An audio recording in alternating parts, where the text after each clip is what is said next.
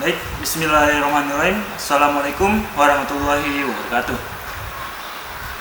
Dalam kesempatan video kali ini, kita akan sama-sama belajar. Saya pribadi, video ini tujuannya untuk menjelaskan soal yang diberikan oleh mentor saya.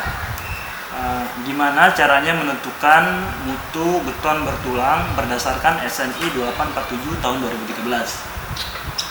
Oke, jadi for example, kita dapat kasus soal yang diberikan mentor saya kepada saya, itu gimana caranya menentukan gedung dengan spesifikasi sebagai berikut ya. Nanti saya tampilkan di layar. Itu kita sebut aja gedungnya gedung G1 dengan lokasinya itu yang berada di daerah pesisir. Adapun fungsi gedungnya itu akan kita rencanakan ini adalah berfungsi sebagai kontrakan dengan jumlah garis as arah X itu 3, dengan arah Y 2. Jarak antar garis as untuk X yaitu jaraknya adalah 3 meter, kemudian arah Y itu jaraknya itu antara arah Y yaitu 2,5 meter. Kemudian dengan jumlah lantainya itu 3 dan tinggi antar lantai yaitu 3 meter dengan tinggi total bangunan yaitu 9 meter. Nah, dengan spesifikasi seperti itu, sekarang gimana caranya menentukan mutu beton bertulang? Oke. Untuk rujukannya sendiri, yaitu pertama saya main course rujukannya adalah tutorial dari mentor saya, itu tukang sipil, dengan rujukan SNI 2847 tahun 2013. Oke, langsung aja ke tahap yang pertama. Ini sebenarnya dibagi 2 tahap. Pertama yaitu kita karena menentukan mutu beton bertulang, yaitu beton dengan yang ada tulangannya. Untuk tahap pertama itu kita menentukan dulu gimana cara mendapatkan mutu beton yang sesuai dengan acuan 2847 tahun 2013, SNI 2847 tahun 2013. Setelah mendapatkan mutu beton berencana, yaitu kita melanjutkan ke tahap yang kedua, yaitu menentukan baja tulangan sesuai dengan SNI 2847 tahun 2013. SNI 2847 tahun 2013 membagi cara menentukan mutu beton berdasarkan 5 aspek seperti tabel 2.1 ya. Sesuai dengan materi yang diberikan mentor saya itu tabel 2.1, yaitu aspek yang pertama yaitu beton struktur dengan pasal 1.1, yaitu dengan mutu beton atau F aksen C sebesar 17 MPa. Kemudian tahan terhadap kadar asam atau paparan sulfat yang diatur dalam pasal 4.3.2 dengan F aksen C berkisar 17 MPa sampai 36 MPa. Kemudian umur 28 hari. Umur 28 hari ini maksudnya ketika umur beton 28 hari dia sudah mencapai kekuatan 100%. For example kayak gini. Jika kita merencanakan mutu betonnya itu 20 MPa, ketika umur 28 hari dia sudah mencapai kekuatan betonnya itu dengan 20 MPa. Ya, kurang lebih kayak gitu ya. Kemudian yang keempat yaitu sistem rangka pemikul momen khusus atau SRPMK beton normal, yaitu diatur dalam pasal 21.1.4.2 dengan mutu beton yaitu F aksen C harus lebih besar sama dengan 21 MPa. Selanjutnya yang kelima yaitu sistem rangka pemikul momen khusus beton ringan, diatur dalam pasal 21.1.4.3 dengan F aksen C harus lebih kecil sama dengan 35 MPa. Nah, berdasarkan ketentuan-ketentuan tadi, kita bisa melakukan pendekatan untuk menentukan mutu beton.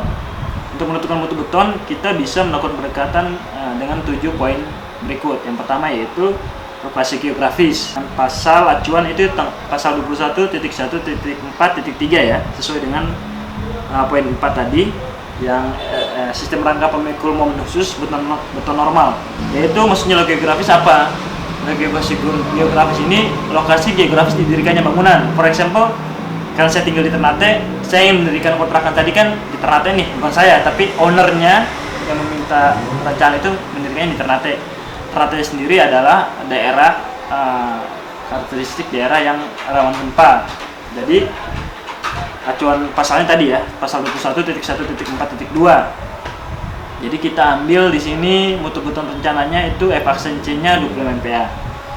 Kemudian iklim itu sendiri, iklim di daerah konstruksi yang akan kita bangun. Rata-rata sendiri ya, daerahnya daerah pesisir, iklimnya tidak terlalu ekstrim ya, panas biasa, hujan biasa. Itu diatur dalam pasal 4.3.2.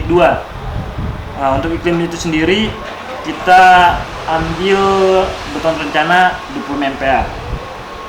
Kemudian fungsi struktur, seperti yang tadi dijelaskan di awal, fungsi struktur yang akan kita bangun ini adalah kontrakan.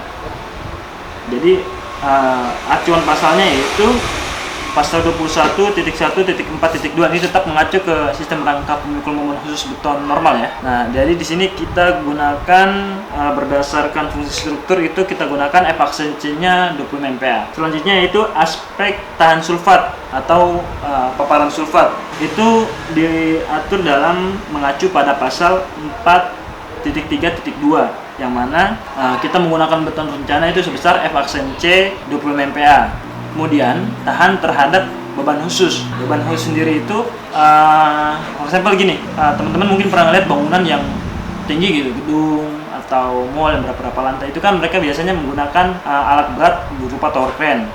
Nah, tower crane ini seandainya dia berat tower crane-nya itu di atas bangunan yang sedang dibangun, nanti saya tampilkan gambarnya, itu dia akan menjadi beban tambahan. Nah, beban tambahan ini maksudnya adalah beban khusus. Karena di sini hanya kontrakan yang tidak memerlukan tidak ada beban khusus, jadi ini kita abaikan. Selanjutnya yang keenam yaitu geometri struktur. Di geometri struktur ini ada dua ya, ada yang simetris atau yang biasa atau non simetris yang agak aneh gitu.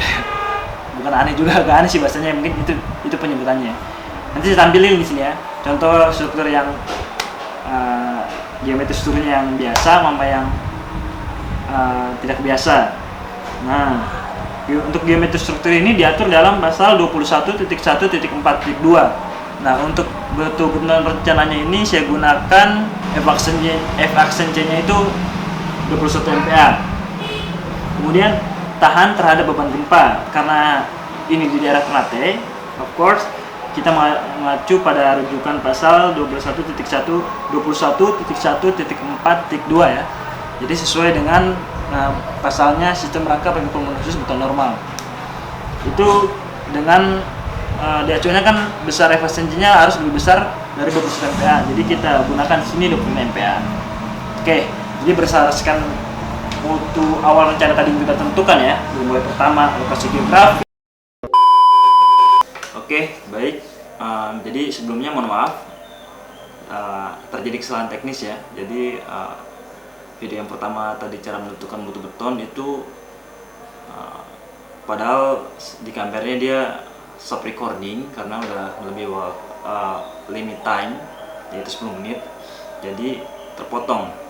Jadi berdasarkan hasil pendekatan yang sudah tadi kita lakukan itu, yang pertama tadi kan ya, kita sudah melakukan peninjauan melalui lokasi geografis didirikannya bangunan, kemudian berdasarkan iklim, kemudian berdasarkan fungsi struktur, terus yang keempat berdasarkan aspek tahanan sulfat, yang kelima yaitu tahan terhadap beban khusus, yang keenam yaitu berdasarkan geometri struktur, dan yang ketujuh yaitu berdasarkan tahan terhadap gempa. Nah, dari ketujuh aspek pendekatan itu kita mendapatkan nilai mutu beton rencana yaitu sebesar F-aksen-C-nya adalah 25 MPa.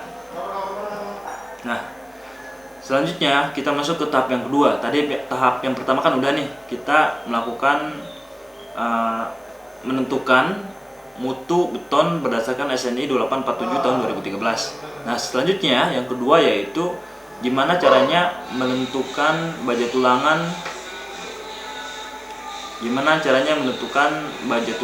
sesuai dengan SNI 2847 tahun 2013.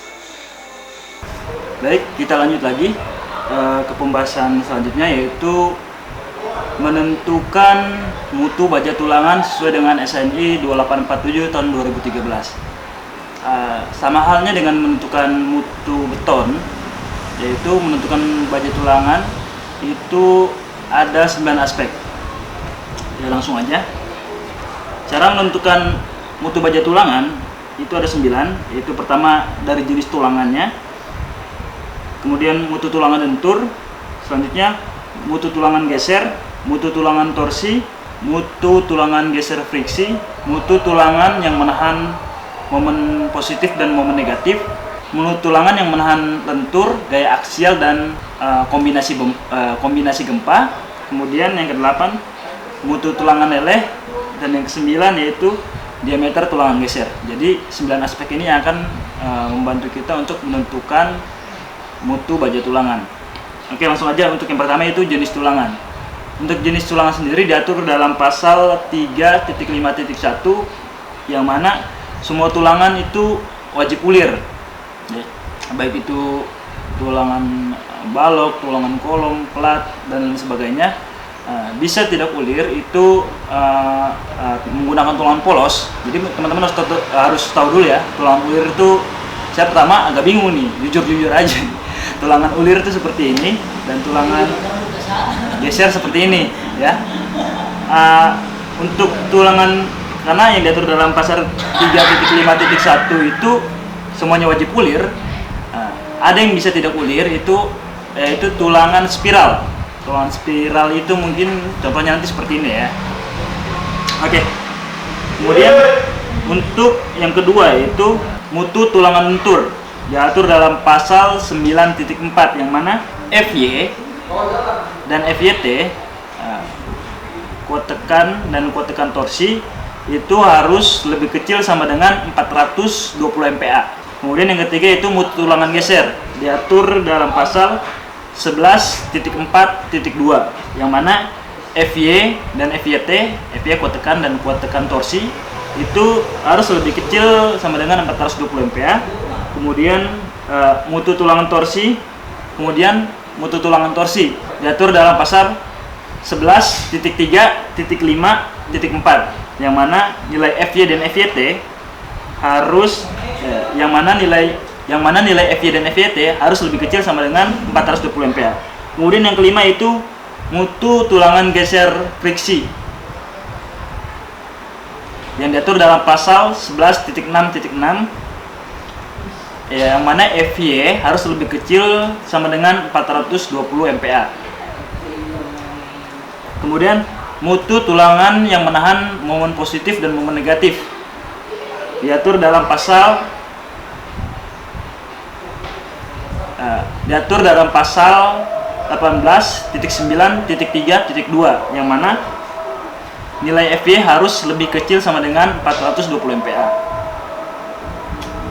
Selanjutnya mutu tulangan yang menahan lentur, gaya aksial, dan kombinasi akibat beban gempa, dan gaya mutu tulangan yang menahan lentur, gaya aksial, dan kombinasi gempa itu diatur dalam pasal 21.1.5.2, yang mana nilai FY harus lebih besar sama dengan 200. Ini kisaran ya, yang mana nilai FY harus yang mana nilai FY 280 MPa dan 420 MPa, jadi kisaran. Oke, selanjutnya itu mutu tulangan leleh, diatur dalam pasal 19.3.2, yang mana nilai FY harus lebih kecil sama dengan 420 MPa. Kemudian yang terakhir yaitu diameter tulangan geser atau begel atau sengkang ya. Itu diatur dalam 3 pasal. Yang pertama itu pasal 7.10.4.2, yang mana degeser, besar di sini maksudnya tulangan ulir ya. Tulangan ulir untuk begel itu harus lebih besar sama dengan 10 mm. Kemudian pasal 7.10.5.1 itu degeser minimumnya adalah 10 mm. Jadi tulangan ulir begel dengan diameter minimumnya 10 mm itu menggunakan tulangan utama D utama, yaitu harus lebih kecil sama dengan 32 mm. Jadi jika kita menggunakan tulangan geser itu minimum 10 mm, itu kita gunakan tulangan utamanya itu minimal harus lebih kecil sama dengan 35 mm. Selanjutnya itu pasal 7.10.5.1. Jika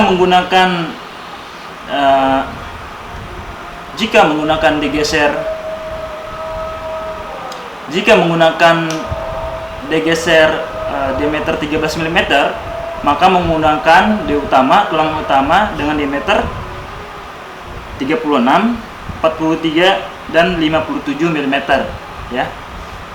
Jadi itu adalah aspek-aspek untuk menentukan mutu baja tulangan.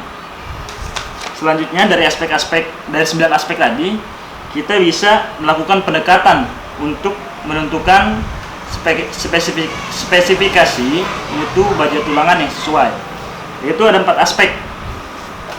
Aspek yang pertama yaitu pendekatan mutu baja melalui jenis tulangan utama, kemudian jenis tulangan geser atau begel, selanjutnya itu beban yang bekerja, dan yang terakhir adalah melalui pendekatan geometri struktur. Maksudnya yang pertama itu melalui jenis tulangan utama, sebagaimana yang diatur dalam pasal 3.5.1, yaitu semua tulangan harus ulir. Jadi langsung aja ya, untuk jenis tulangan utama itu ulir, dan jenis tulangan geser atau begel itu ulir ya, sesuai pasal 3.5.1. Selanjutnya yang ketiga yaitu beban yang bekerja. Beban yang bekerja itu jika kita sinkronkan tadi itu sesuai dengan pasal 21.1.5.2, yaitu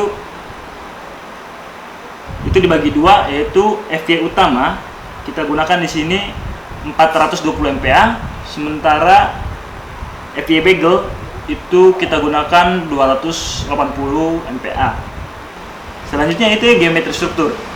Untuk geometri struktur sendiri ini diatur dalam pasal sama tadi 21.1.5.2, yang mana kita tentukan FY utamanya itu 420 MPa dan FY begelnya atau FY gesernya itu 280 MPa.